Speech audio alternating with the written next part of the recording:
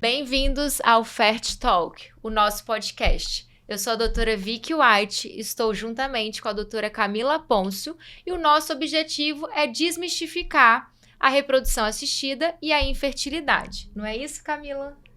Isso. Juntas, pretendemos abraçá-los, acompanhá-los nessa jornada de quem está tentando gestar, daqueles que já estão na tentativa há algum tempo e que estão precisando de auxílio, naqueles que estão na dúvida se querem ser mães, se querem ser pais, naqueles que estão em momentos difíceis e irão iniciar, às vezes, tratamentos oncológicos que podem trazer a infertilidade e que a gente precisa conversar um pouquinho sobre a preservação dessa fertilidade. Então, é uma alegria estar aqui com vocês e estar mais próximo, né?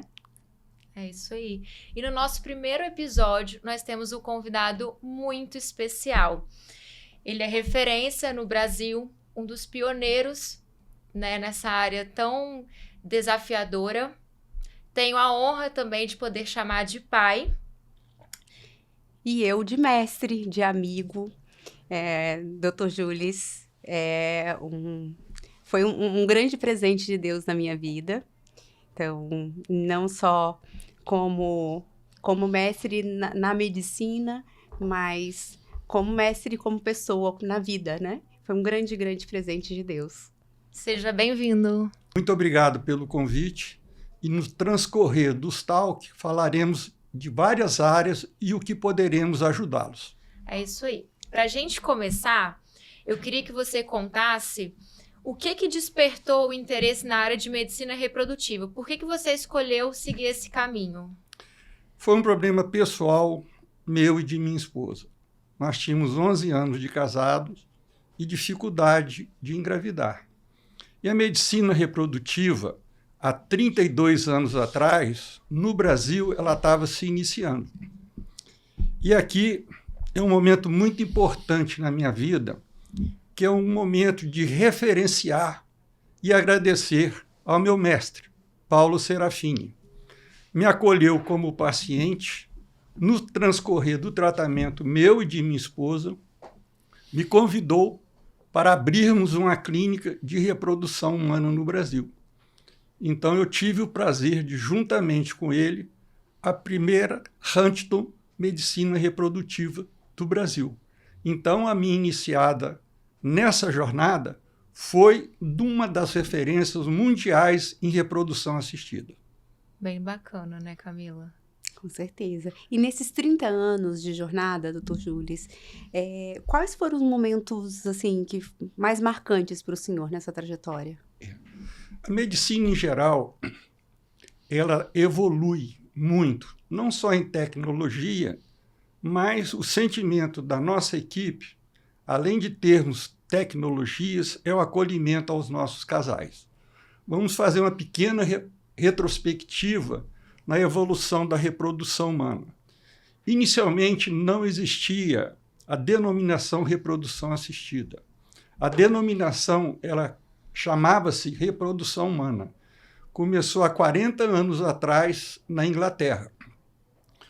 O primeiro feito marcante mesmo nessa área reprodutiva foi o primeiro nascimento do bebê de proveta em 1978 na Universidade de Cambridge. Foi o nascimento de Louis Brown. E continuou a evolução. O Brasil é um país também muito pioneiro. 5 anos depois, nascia em São José dos Pinhais o primeiro bebê de proveta do Brasil, feito pelo professor Nakamura. E a evolução continuou. Eu estou falando marcos históricos, mas depois vou falar marcos, realmente o que a medicina reprodutiva trouxe para todos nós.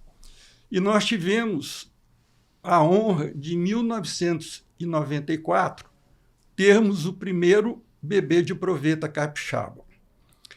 E em 2001, a gente teve uma felicidade maior. Nós tivemos o primeiro bebê nascido de óvulo congelado no Brasil. Então, o processo de congelamento de óvulo era um processo que era feito, um processo longo, era uma metodologia de congelamento lento e longo, e hoje as técnicas é feito através da vitrificação, onde nós temos 90% de óvulos congelados sem sofrer nenhum dano quando sofre o descongelamento. Mas voltamos um pouquinho atrás. Os ginecologistas, na década de 60, já faziam reprodução humana. Como assim? Eles faziam os coitos programados. O que significa isso? Pacientes que tinham ciclos menstruais regulares, eles orientavam, olha, vocês vão observar no transcorrer do ciclo menstrual da sua esposa, quando ela tiver filância no muco cervical, significa que está o momento de vocês terem relações de 2 em 2 dias, que é um momento pré-ovulatório ou ovulatório. Esse foi o primeiro dado que a mulher forneceu para a gente programar uma relação sexual programada. Outros pesquisadores falaram assim, olha, vamos avaliar a temperatura basal dessa paciente. Se essa temperatura ela se modifica na primeira fase do ciclo, que é a fase proliferativa, e na fase secretora. O que se observou fazendo a mensuração da temperatura? Não poderia ser a temperatura axilar. Essa temperatura teria que ser feita fazendo essa mensuração através da temperatura da região oral. E aí observaram que havia uma diferença de 1 grau centígrados entre a fase proliferativa e a fase secretora. Então, mais um dado que veio para programar a relação. Hoje, no nosso dia, é muito comum a ultrassonografia endovaginal. A ultrassonografia chegou ao Brasil em 1970. Não chegou para a área de reprodução humana. Os 10 primeiros anos da ultrassonografia introduzida no Brasil foi para a área de obstetrícia. Teve um ganho muito grande. 1980 é que começamos a utilizar a ultrassonografia e aí a gente entra numa outra fase de uma técnica de baixa complexidade que a gente chama de inseminação intrauterina. O que a maioria dos médicos fazem, né? Nós induzimos a ovulação e acompanhamos o crescimento folicular e o crescimento endometrial. Quando nós temos 1 e no máximo 2 folículos com 17 ou 18 milímetros de diâmetro, a gente desencadeia o processo da ovulação. Tá? E 36 horas depois, a gente recolhe o esperma através de masturbação do seu companheiro e a gente faz uma capacitação, um melhoramento desse esperma e fazer uma transferência. Já demos um passo a mais, né? Voltando em termos de técnica, então, o primeiro bebê de proveta no mundo foi em 1978. E aí, os homens que tinham uma qualidade seminal baixa, a gente tinha muita dificuldade. A gente fazia a captura do óvulo. Para cada óvulo que a gente tinha, a gente colocava na placa 100 mil espermatozoides. Então, os homens que tinham uma qualidade seminal ruim ou uma baixa concentração, quando a gente ia verificar daí a 24 horas, esse óvulo poderia não ter sido fertilizado. Então, ficava muito limitado o tratamento, principalmente para os homens que tinham a qualidade seminal baixa. E aí veio o advento da injeção intracitoplasmática do espermatozoide. Começaram-se a injetar espermatozoide dentro do óvulo e aí o resultado modificou radicalmente, principalmente para esses homens de baixa qualidade. E aí começou-se a ter uma qualidade embrionária melhor e também quantidade. Nesse mesmo período, apareceu uma outra técnica chamada hatching. Esse hatching, o que era que o embriologista faz no laboratório?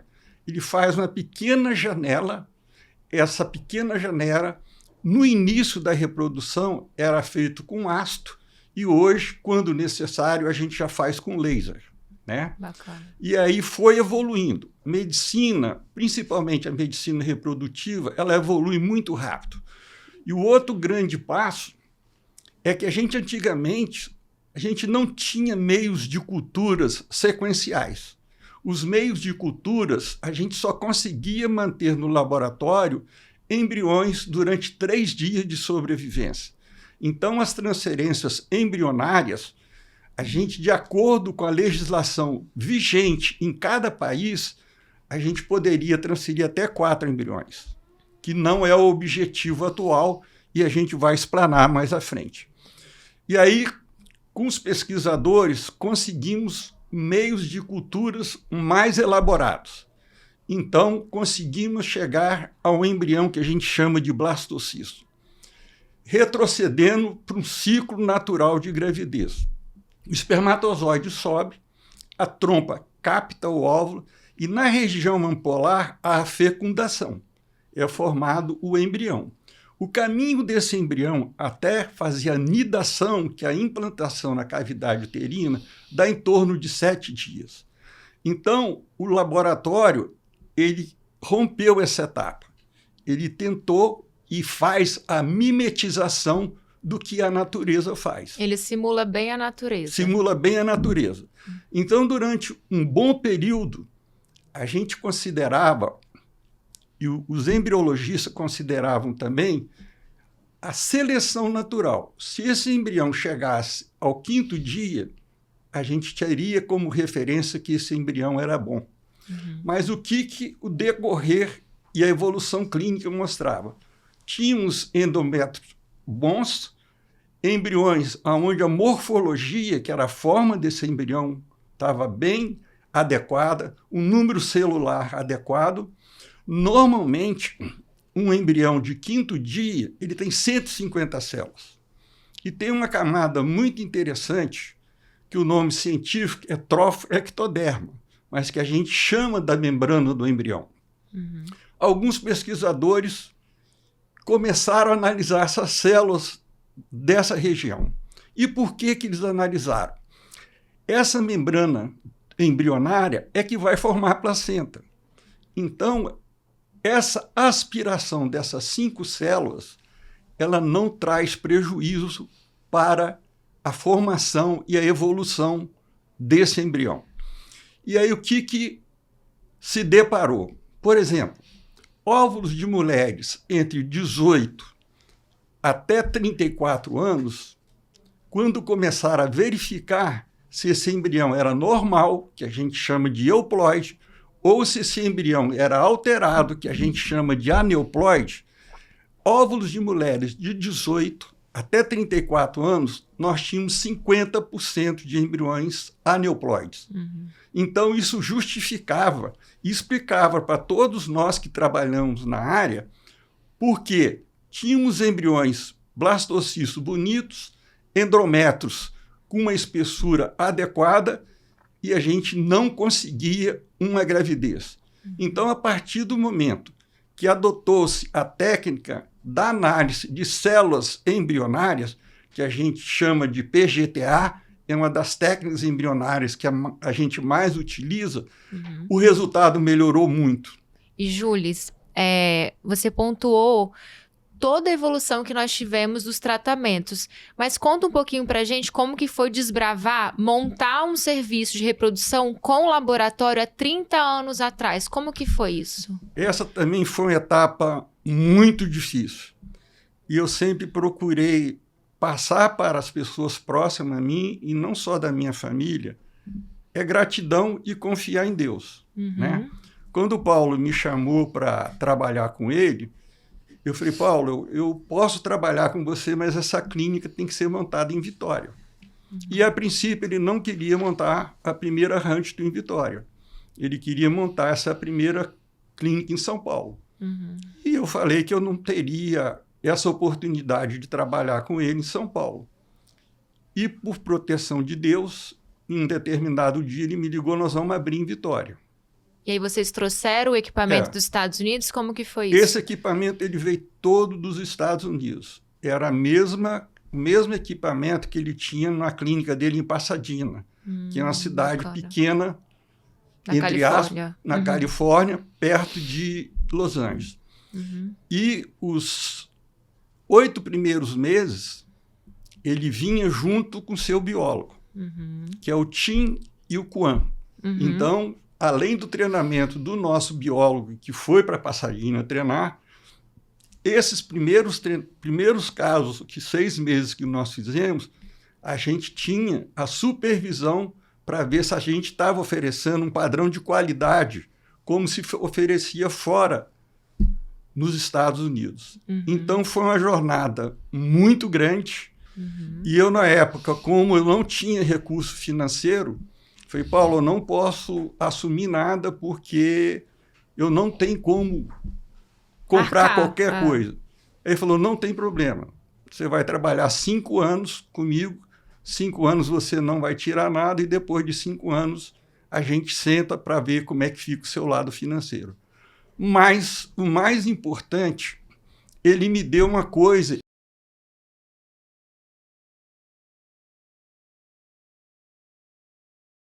Mentira de ninguém, em qualquer atividade profissional.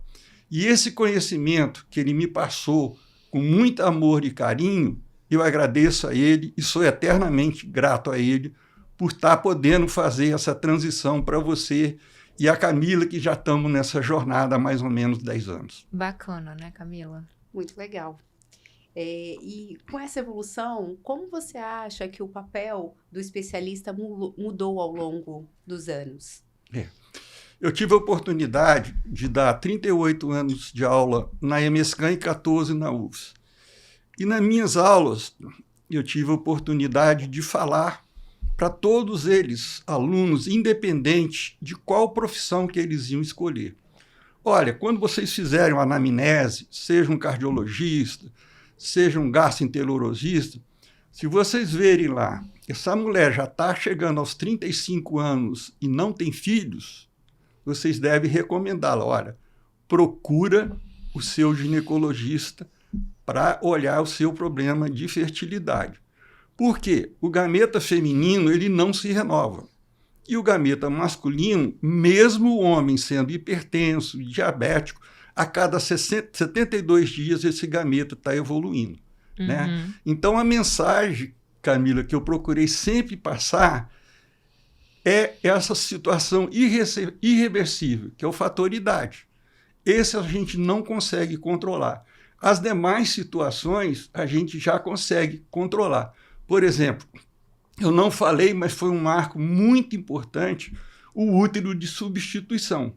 A doutora Camila tem vários casos, né, onde mãe engravida para filha, né? Os casais homoafetivos, a gente tem a oportunidade de ajudá-los também, né? Então, o útero de substituição, a lei brasileira contempla isso muito bem. Então, é uma maneira de a gente ajudar esse casal ter o seu filho 100% genético, né? Por exemplo, vamos supor que a gente tem uma mulher que ela fez esterectomia, mas ela preservou seus ovários. A gente faz a coleta dela, dos óvulos, coleta o esperma do seu esposo, faz o embrião e um parente até 4º grau pode gerar essa criança e essa criança nascer e ser geneticamente desse casal. Bacana. E, Júlis, conta um pouquinho, na sua opinião, qual que é o maior desafio que um casal com infertilidade ele pode enfrentar nessa jornada? Essa jornada ela é extremamente desgastante em vários aspectos. O primeiro aspecto que eu acho que a gente tem que enfatizar muito e que é o pensamento da nossa equipe é o desgaste emocional. Então, desde o início que a gente formulou o nosso serviço, a gente tem um apoio psicológico. E esse apoio psicológico, na primeira consulta, já é um apoio gratuito. O casal não tem custo para esse apoio. Se no transcorrer do tratamento ela precisar, a psicóloga nossa vai ajudá-los. E hoje está muito fácil. Se o casal tem alguma dificuldade de horário, essa consulta poderá ser feita através da telemedicina, num horário mais conveniente para esse casal, né? E o segundo desafio, para nós também é muito significativo, é o custo do tratamento. Não é um custo barato. Se o paciente engravida, esse custo torna-se extremamente barato. Mas, se não engravida, esse custo torna-se um pouco caro. O que a gente pode oferecer a esses casais? Hoje já tem firmas no nosso serviço que financia esse tratamento em 30 e 40 vezes. Bacana. Então, tem que haver um planejamento, tem que haver uma persistência, né? E, em resumo, eu acho que se o casal for persistente, ele vai, no final dessa jornada, em altos e baixos, que a gente pode chamar de uma montanha russa, a gente começa, vai subindo, acha que vai estar tudo certo e não dá certo, porque a chance de um casal engravidar hoje é no máximo de 50% a 60%. Bacana. A importância da resiliência nesse processo, né, doutor Jules? Sem dúvida.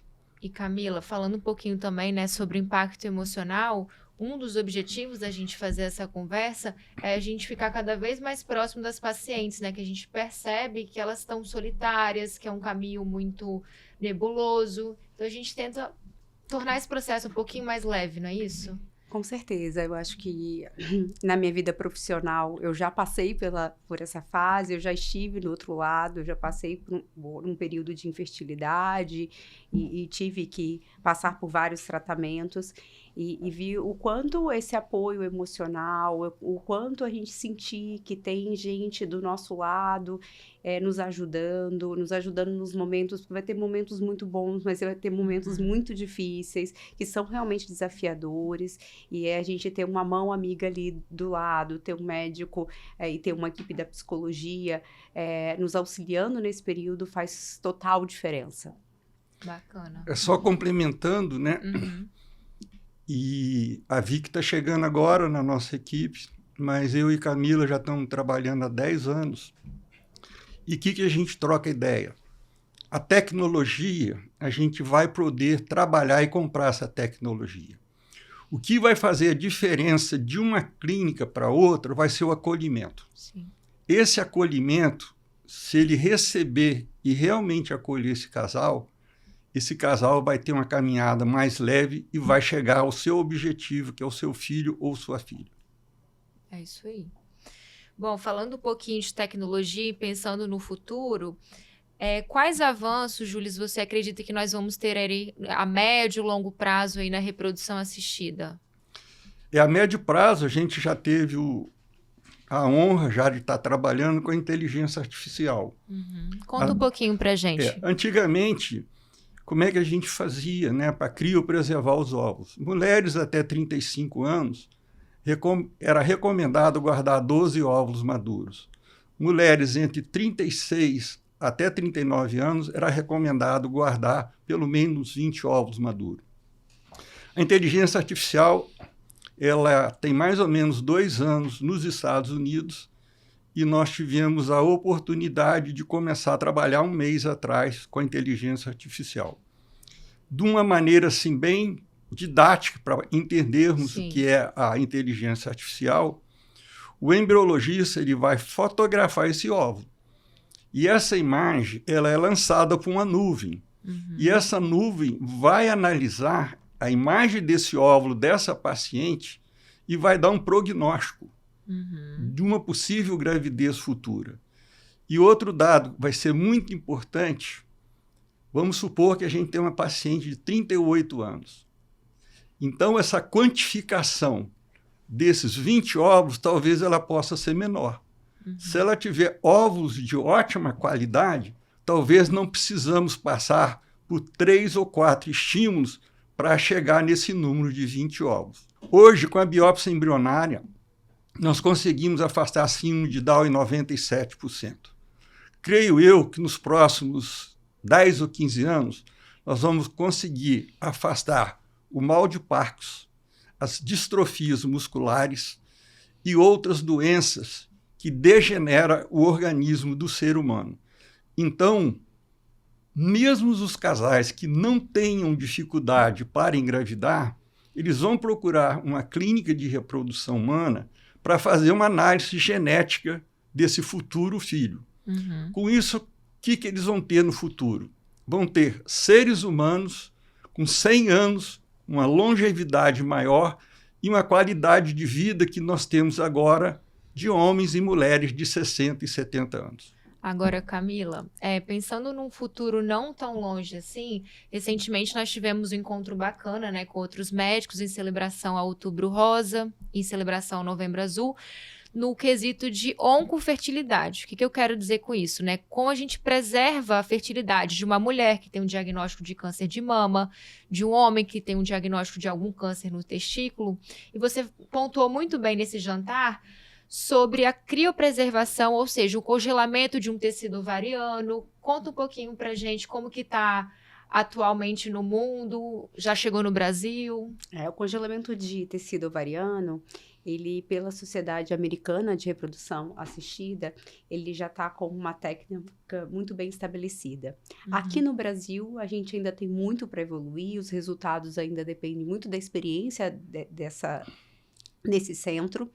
E eu acho que vai ser uma inovação que chega em breve aqui também, né, doutor Júlio, para nós. A gente está procurando desenvolvê-la. E eu acho que num futuro próximo, essa criopreservação de tecido ovariano vai servir não somente para a reprodução, mas também como maneira de reposição hormonal na menopausa. Sim. Então, quando essa mulher estiver entrando em falência ovariana, a gente vai transplantar esse tecido que foi criopreservado previamente quando ela era ainda jovem, e aí ele vai voltar à sua função reprodutiva, mas muitas vezes a função hormonal, que é tão importante para envelhecermos com qualidade, com saúde. Camila, você comentou que você já passou, né, por a jornada da infertilidade. Você pode contar um pouquinho pra gente como que foi essa experiência, essa montanha-russa de emoções? Bom, eu não pretendia engravidar na época, eu fazia a especialidade e... Você tinha quantos anos? Acho que 30 anos na época.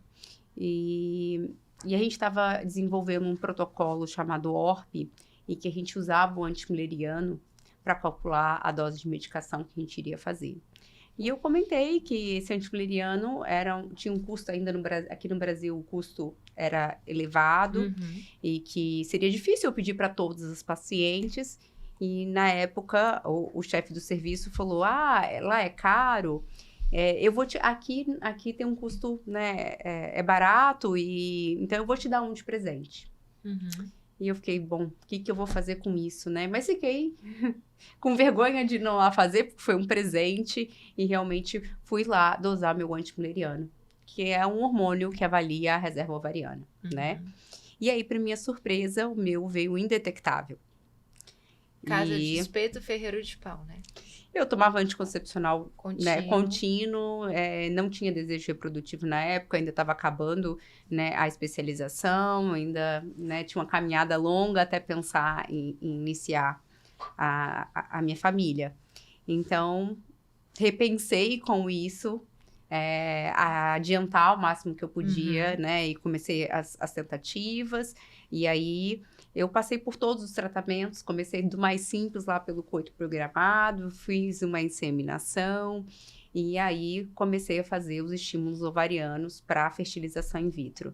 E aí realmente foi uma caminhada desgastante, longa, eu fiz vários estímulos, muitos não respondi, não consegui ir para a coleta. No final das contas, eu fui 6 vezes que eu consegui ir para a coleta, das 6 vezes, só 2 eu consegui ter embrião. Então, foi uma jornada longa, difícil, mas que hoje eu agradeço muito, porque me acrescentou, no final, lógico, no final deu tudo certo. Hoje eu tenho um Arthur com 9 anos, depois ainda tive a Marina, que hoje tem 3, então... E a Marina veio naturalmente, né? A Marina veio naturalmente. A cereja para provar do bolo. que o fator principal não é a quantidade, mas a qualidade ocitária, e que a gente fala das técnicas, fala das chances, mas que, né, Deus sabe, né, o raro também acontece, e a Marina veio como esse milagre aí, né? Que é lindinha, por sinal, tá? Dona Marina, uma fofura. E aí foi um grande presente de Deus na minha vida.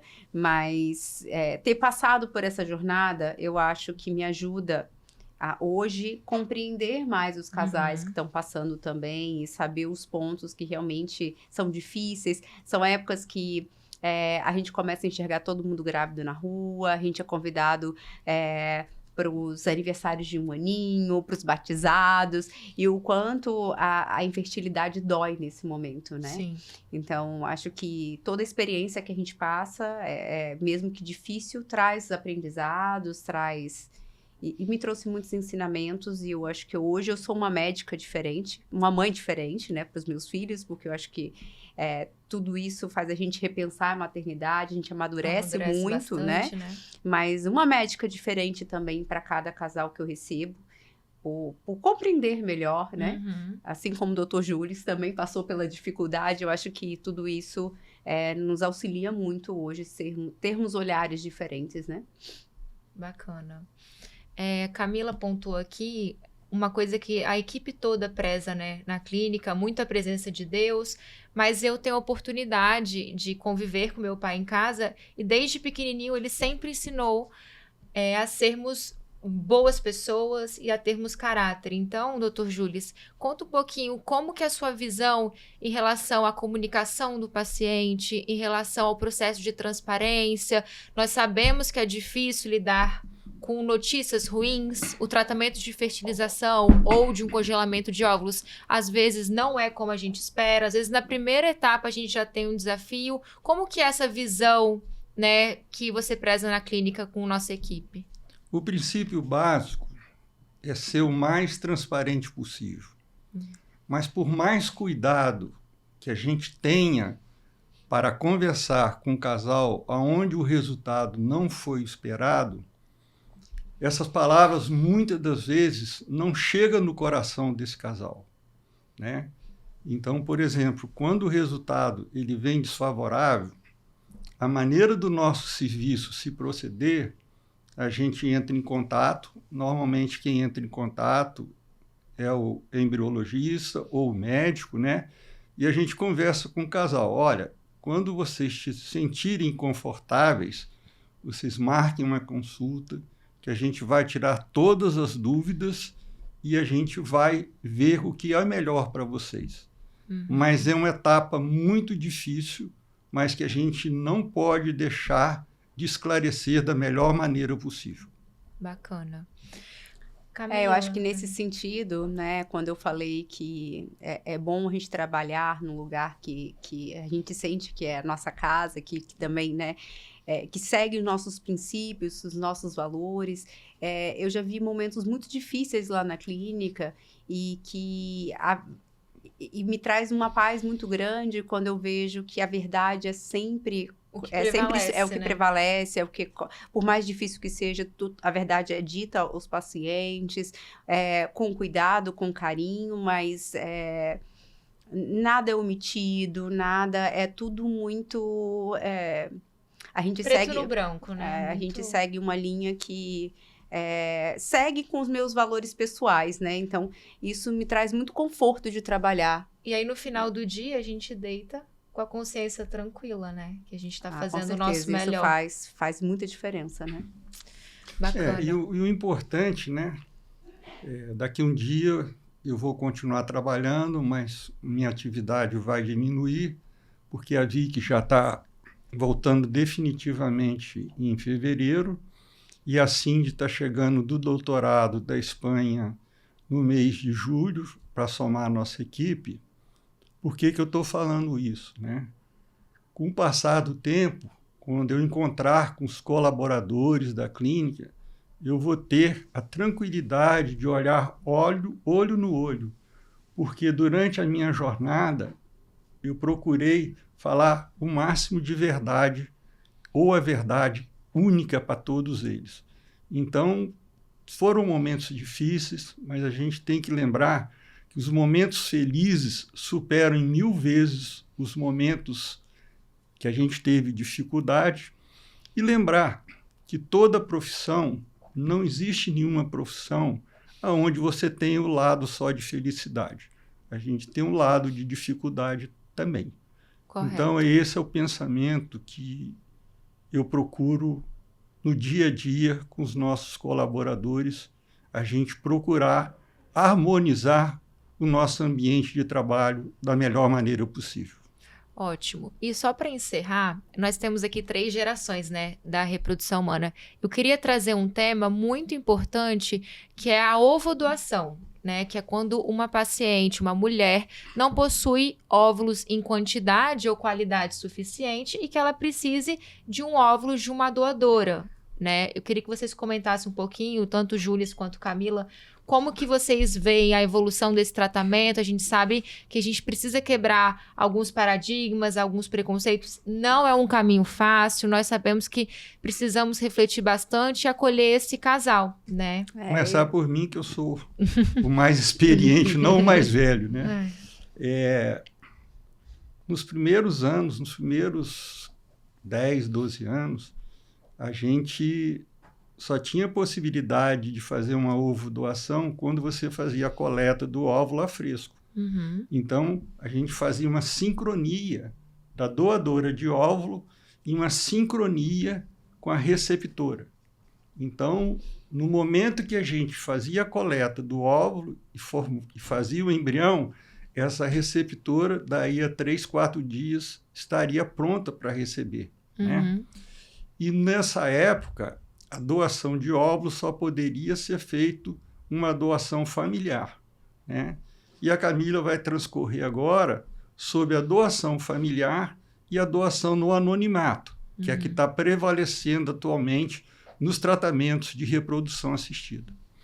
A gente pode fazer, né, a doação anônima, né? Então, essa doadora ela precisa ser compatível com a receptora, fenotipicamente, né? Então, tem que ter mais ou menos a mesma altura. As características físicas, né? A altura, a cor de pele, a cor dos olhos. Então, precisa haver essa compatibilidade entre elas. E a doadora nunca vai saber quem é essa receptora e a receptora não sabe quem é a doadora.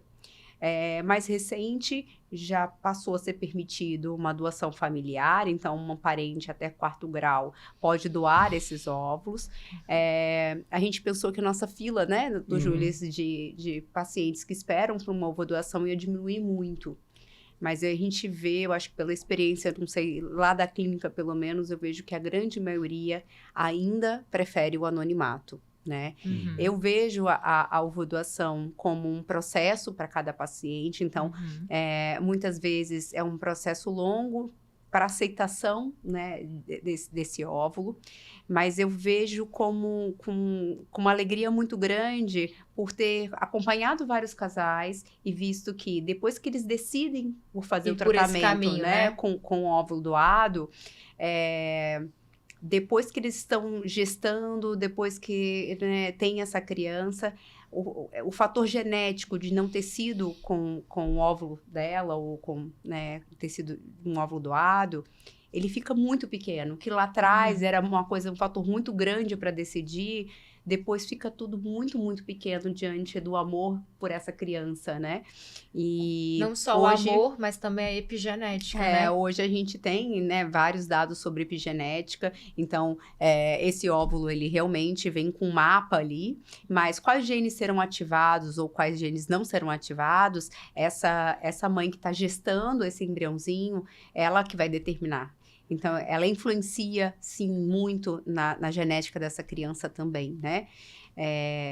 Então, acho que é um caminho muito difícil, né? O processo é difícil, mas eu acho que eu nunca vi um final que não foi feliz, assim, sabe? Então, eu costumo tentar pegar na mão de cada paciente durante o processo. Lógico que a gente tem que sempre respeitar a decisão de cada um, mas eu vejo meu coração fica muito feliz quando elas acabam aceitando esse processo e possuem, né, realizam um grande desejo, um grande sonho de serem mães e pais, né? Bacana. Lembrando um caso específico, né? Nós fizemos um caso de ovo doação no anonimato, né? E depois de 5 anos, esse casal voltou à clínica. Eu falei, o que esse casal está desejando, né? E aí eles falaram assim, olha, a gente quer fazer um novo tratamento, mas com a mesma ovo doadora. E aí eu falei, olha, não é possível, porque essa paciente já está numa idade maior, né? Para a gente ver que o transcorrer da gravidez, desses 30 anos de caminhada, eu nunca tive, graças a Deus, a oportunidade de vivenciar homens que receberam, sua esposa que recebeu esperma doado, ou mulheres que receberam óvulos doados. E chegando falando para mim, olha, a gente está muito feliz, mas a gente de vez em quando lembra que foi óvulo doado ou esperma doado, né? Dificilmente há esse questionamento, né? Nunca houve, né? Porque o sentido maternal e paternal, ele envolve tanto o casal, porque isso passa totalmente desapercebido. É isso, é que lá no início do tratamento, até, né, decidir por esse caminho é uma coisa muito grande, depois fica muito, muito pequena e insignificante diante de tudo, né, da grandeza, da realização daquele sonho, né? Lembrando aqui uma outra, a gente vai conversando e vai lembrando de vários fatos, né? Tinha um programa na Rede Manchete chamado Os Médicos. Então, eu fui convidado para esse programa e a Ana Maria Beltrão, que era que conduzia essa entrevista, né? E ela me perguntou, doutor Júlio, qual é o momento que o casal deve conversar com o filho ou a filha que foi um esperma doado ou um óvulo doado? Aí eu respondi, olha, esse momento pode não existir ou esse momento ele vai se definir quando o casal se sentir confortável, né? Porque é uma decisão muito pessoal e varia de casal para casal, né? Mas creio eu que a maioria dos casais, ao longo da sua jornada da vida, essa fertilidade foi contemplada que passa totalmente tranquila, sem essa abordagem que foi óvulo ou espermatozoide doado.